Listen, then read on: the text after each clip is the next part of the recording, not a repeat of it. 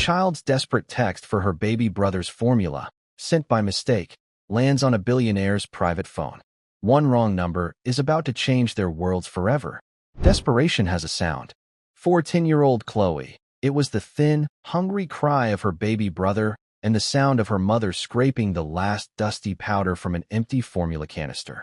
With only $3.41 in the bank and an eviction notice on the door, her mother's pride wouldn't let her beg for help. So Chloe did it for her.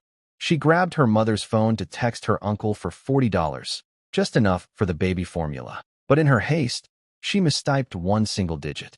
3 miles away, in a skyscraper office, the private phone of a ruthless billionaire CEO buzzed, and a message from a stranger appeared, begging for money for a baby named Leo. And where in the world are you watching from today? Let me know in the comments below. I truly hope you enjoy the story. A 10-year-old girl held her breath, ready to save her family with a single text. Her mother, Sarah, stared at the eviction notice taped to their apartment door, her pride the only thing she had left. But pride could not feed her baby son.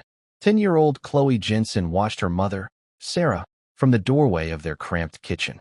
Sarah's hands were shaking as she held the canister of baby formula. It was almost empty.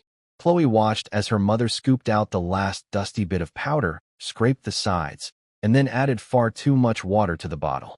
Leo, her 6-month-old baby brother, fussed in his bassinet in the living room. His cries were thin and hungry. "Mom?" Chloe asked, her small voice cutting through the tension. Her blonde hair was pulled back in a messy ponytail. Sarah flinched, startled. She quickly screwed the cap onto the bottle, hiding the watery, pale blue liquid. "It's okay, honey. Leo's just fussy." "He's hungry, Mom," Chloe said. It wasn't an accusation. It was a fact. Tears sprang to Sarah's eyes, hot and angry. She hated this.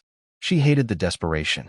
She hated the chipped laminate countertop and the peeling paint. Most of all, she hated the fear. She had exactly $3.41 in her checking account. Her freelance bookkeeping clients had dried up. The cleaning jobs she took for cash barely covered the electricity. On the wall above their tiny dining table hung a framed photograph.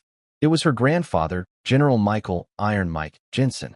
He was a war hero, a man who had faced down enemies and commanded armies. His stern, proud face seemed to look at her with disappointment. "Jensens don't fold," he had always said. "We don't beg." "I'll handle it, Chloe," Sarah said, her voice tight. "Go read your book." But Chloe didn't move.